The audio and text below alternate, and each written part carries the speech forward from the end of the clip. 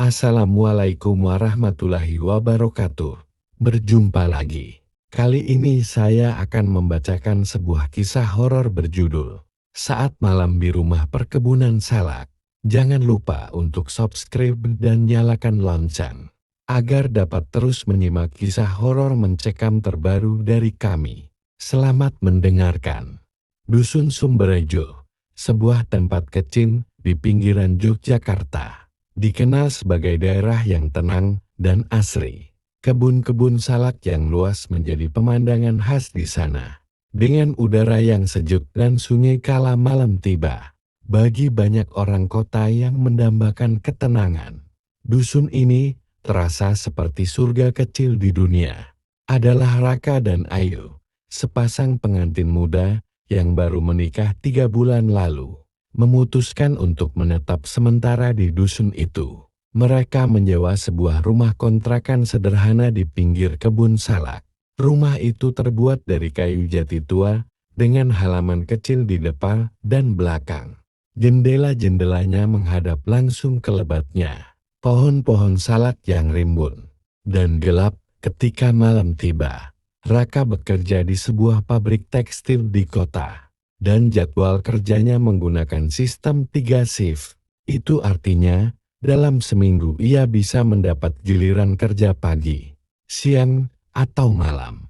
Ayu, sang istri, tidak bekerja dan lebih banyak menghabiskan waktu di rumah, merawat rumah kecil mereka, dan menyesuaikan diri dengan kehidupan dusun yang masih asing baginya. Sejak awal, Ayu sebenarnya ragu untuk tinggal sendiri di rumah saat malam tiba. Namun Raka selalu meyakinkan, "Nggak usah khawatir, Yu, di sini aman. Tiap malam warga selalu ronda keliling kampung. Kalau ada apa-apa, tinggal teriak aja. Pasti ada yang bantu." Malam-malam pun berlalu biasa. Setiap pukul 9 malam, Ayu akan memastikan semua pintu dan jendela terkunci rapat. Raka biasanya baru pulang pukul 5 pagi saat mendapat giliran shift malam. Dan selama 2 bulan pertama, Ayu mulai terbiasa. Ia bahkan merasa nyaman dengan suara jangkrik, gemerisik daun salak, dan langkah kaki ronda yang kadang terdengar dari luar. Namun semuanya berubah perlahan. Pada bulan ketiga, Ayu mulai merasakan sesuatu yang aneh. Setiap tengah malam, ia kerap mendengar suara langkah kaki di sekitar rumah. Kadang seperti mengitari dinding rumah, kadang seperti berhenti di belakang dapur.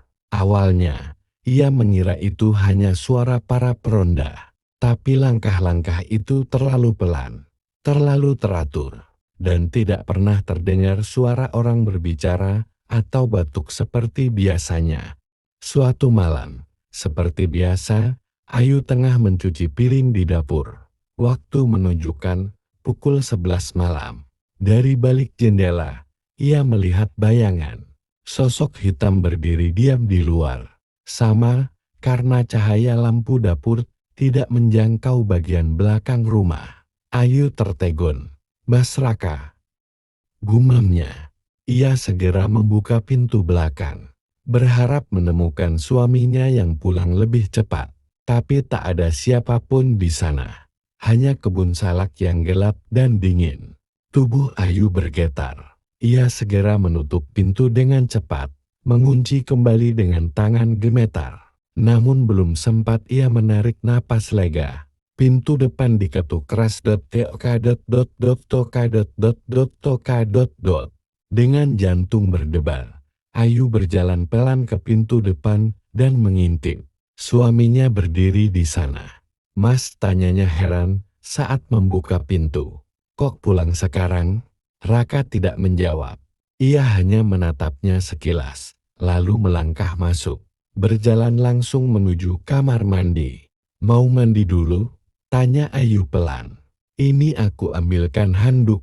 Ya, ia mengambil handuk bersih dari lemari dan menghampiri kamar mandi. Saat diketuk, pintu kamar mandi terbuka sedikit, dan tangan suaminya menyambut handuk itu tanpa sepatah kata pun. Ayu merasa ada yang aneh. Suaminya biasanya langsung mengeluh kapak atau minta makan. Tapi malam itu, dia diam saja. Baru saja ia duduk di ruang tamu, pintu depan kembali diketuk. Tok, dot dot toka dot tok. Ayu bangkit dengan cemas. Ia membuka pintu dan mendapati Raka berdiri di sana. Lengkap dengan jaket pabriknya dan senyum yang khas. Mas, bukannya Mas udah di dalam? Tanyanya dengan suara bergetar. Raka mencium keningnya lembut. Aku pulang lebih awal. Tadi tukeran shift sama Eko. Kan aku bilang mungkin bisa pulang cepat. Darah Ayu serasa berhenti mengalir. Tapi, Mas tadi sudah di kamar mandi. Raka mengernyit bingung. Aku baru nyampe. Tanpa banyak bicara, Ayu langsung lari menuju kamar mandi. Ia dorong pintunya dengan kasar kosong, tak ada siapapun di dalam. Namun handuk yang tadi ia berikan tergantung rapi di balik pintu.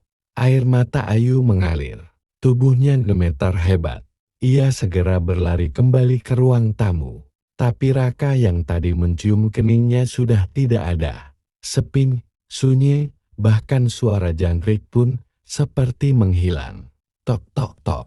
Pintu depan kembali diketuk. Ayu berjalan pelan ke arah jendela, mengintip dari balik tirai. Sosok Raka kembali berdiri di luar, tersenyum padanya. Tapi kali ini, senyumnya aneh. Terlalu lebar, terlalu tenang. Dengan tangan gemetar, Ayu membuka pintu. Laki-laki itu masuk tanpa menunggu dipersilakan. Ia berjalan lurus menuju kamar mandi sambil berkata, "Tidak satu pun dari kami adalah suamimu." Ayu terpaku. Nafasnya tercekat. Tubuhnya membeku seperti patung. Laki-laki itu berhenti di depan kamar mandi dan perlahan tubuhnya berubah. Kulitnya menghitam seperti arang. Rambutnya memanjang liar hingga menutupi bahu. Pundaknya membesar, dan dari balik rambut itu, ia menoleh menunjukkan wajahnya mata merah menyala. Senyum menyeringai dengan gigi tajam dan taring panjang. Ayu menjerit histeris. Tangisnya pecah. Jeritanya menggema hingga terdengar oleh warga yang sedang ronda malam. Beberapa tetangga segera berlarian ke rumahnya. Mereka mendobrak pintu yang tidak dikunci dan menemukan Ayu terduduk di sudut ruang tamu. Matanya kosong. Tubuhnya gemetar hebat, dan wajahnya pucat seperti kehabisan darah.